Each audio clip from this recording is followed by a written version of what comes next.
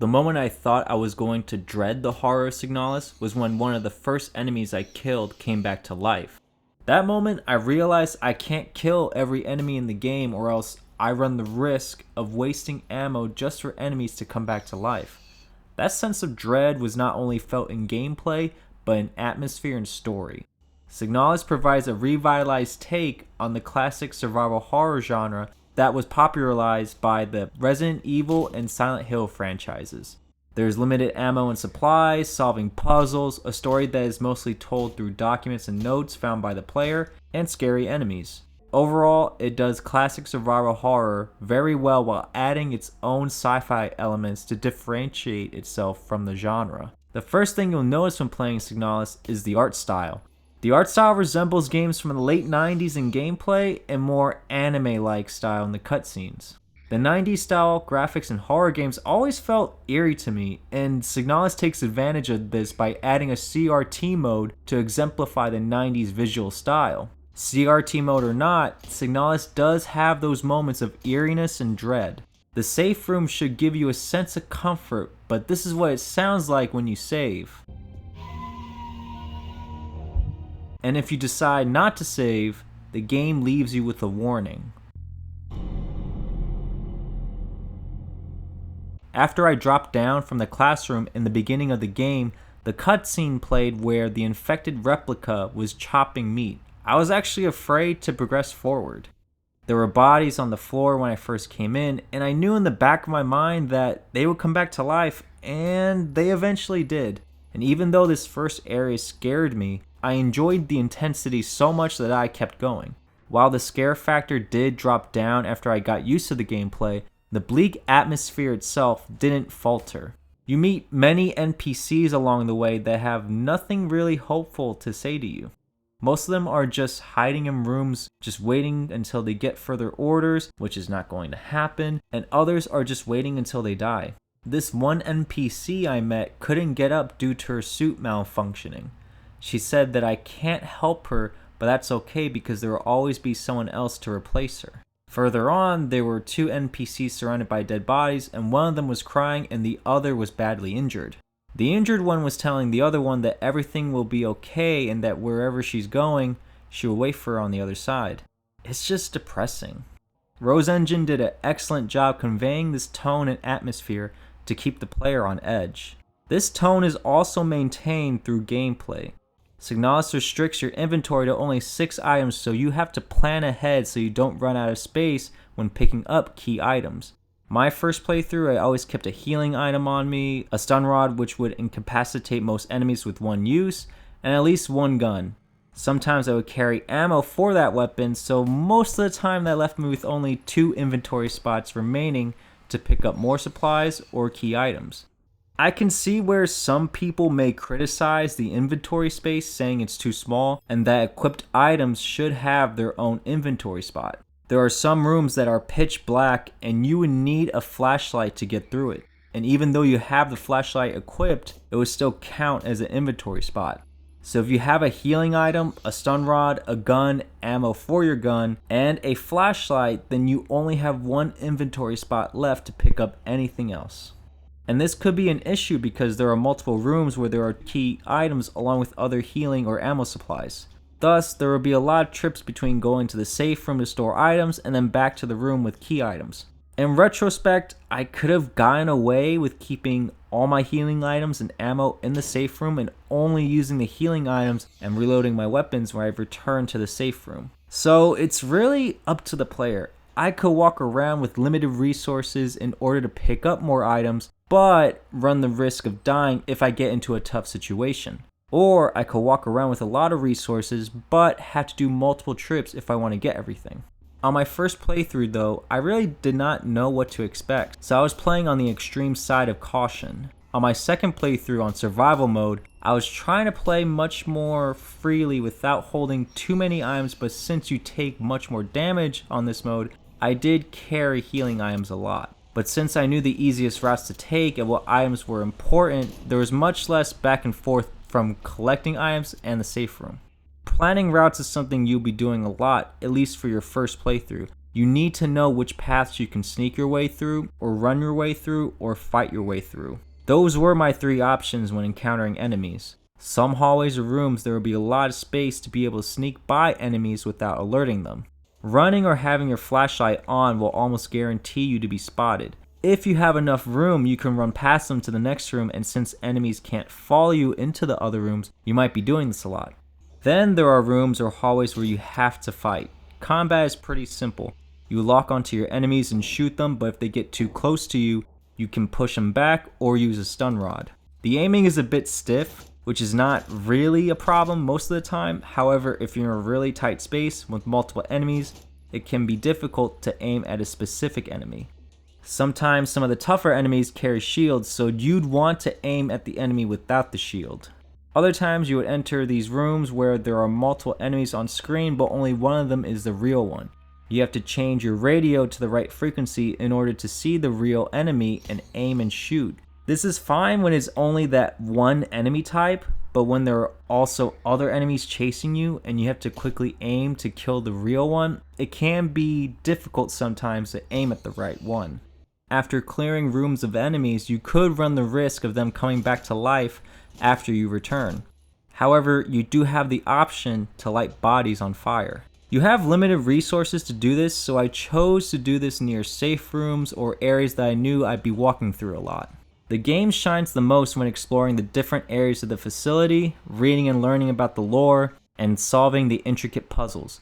You really feel accomplished completing an area by getting all the key items, using clues from documents you find, and eventually solving all the puzzles. Some of the puzzles get pretty creative where you have to use your radio and tune it to the right frequency in order to open up boxes or to reveal codes for opening up doors. Some of the multi-step puzzles also get pretty creative. One of the areas has a door that requires multiple key cards, and later you figure out that one of the key cards has to be made by you.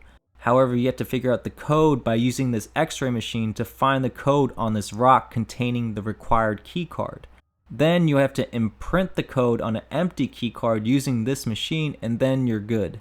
None of this stuff is explicitly told to you. There is almost no hand-holding for these puzzles except for a few of them where the game tells you how to solve the puzzle, but you could just ignore it. So you do feel pretty accomplished when you figure out the solution. Just like with the puzzles, Signalis doesn't explicitly tell you the whole story. The documents and notes scattered within the facility give a pretty good picture of how this society operates and how things were before the infection began. However, if you decide to skip these documents, then you're not going to really understand the context when the major cutscenes play. This society is called Usan, which is spread across different planets. Usan is a totalitarian nation that has a deep grip on how people should think and operate within their society. They control the language of what they speak by banning certain words. They don't allow too much for personal items, and many books are banned too. Usan employs replicas to do most of the labor and military work. Replicas are cyborgs that have copies of certain human neural patterns depending on their role in society. Auras work in industrial production and construction. The Storch and Stars are used for security and combat purposes. Yules are multi-purpose, working in the office, cooking or cleaning, and then there are many other types. However, replicas aren't perfect. If they aren't given special needs that their previous human memories used to cope with, their minds may begin to break down. So some replicas may need music, a diary, or books to read. There are humans named Gestalts that manage these group of replicas or work alongside them. The enemies you fight in the game were previously replicas that have become infected while all humans have died. Signalis takes place on the planet Lang in the S-23 Sierpinski mining facility. You play as a replica unit called the LSTR unit, or Elster. You crash land on what appears to be an ice planet, and you set out to look for your Gestalt pilot, Ariane. The story is not really set in stone. There are many sequences that don't make sense, like Elster having a flashback from another person's memory, picking up an item in that memory, and then Elster actually having that item now. Then there are moments where Elster basically teleports to other places. The first playthrough, it really won't make too much sense. The clues here and there in the documents you pick up do give you a lot of important information, but as soon as things start to make sense, there are events that occur that contradict what you're beginning to piece together. In the second playthrough, I still read through all the documents and things were making a lot more sense. There was information I didn't pick up on the first playthrough that I was able to figure out on the second playthrough. Even then, I still have a lot of questions, but until Rose Engine confirms the events of the story, everyone's be left to make up their own theories. This is where we get into spoiler territory. Please skip to this point of the video if you don't want the story explained. The one thing that is very explicit with the player is that there is some sort of reality loop. Towards the middle of the game, you meet Adler, who is a replica and the administrator of the facility. He pushes you down an elevator and says you should not have returned. You survived the fall because you landed on other Elster units. Documents and other characters have stated that Elster units do not work at the Sierpinski facility. When you read Adler's diary, he states that he has memories that never happened, including speaking to an Elster unit. And in his diary, the entries contain the same date. Thus, you can put together that you don't belong here and that there is some sort of reality loop where time isn't necessarily looping, but everyone's memories are. However, the explanation for how it's happening isn't fully explained. You are left to infer that this loop is done by Ariane's power in bioresonance. In practical use, bioresonance is the ability to manipulate the minds of replicas and gestalts and also manipulate objects from a distance. It is also a technology that allows for the creation of replicas. It is also seen as a spiritual power of how it connects everyone, however only few can perceive it. Then there are gifted beings that can actually use it to manipulate the essence of the world around them. Through some items you read, you learn that Ariane is bioresonant. So Ariane is shifting reality and time to cycle through over and over again. But why? Well, it is for Elster to fulfill her promise. And that promise is for Elster to give Ariane a painless death. At the end of Signalis, when Elster finally gets back to the Penrose ship, she reads that the Penrose program was a one-way trip. If Ariane and Elster didn't find an inhabitable planet by 3,000 cycles, then Elster was supposed to give Ariane a painless death, or else she would die a slow and painful one through radiation.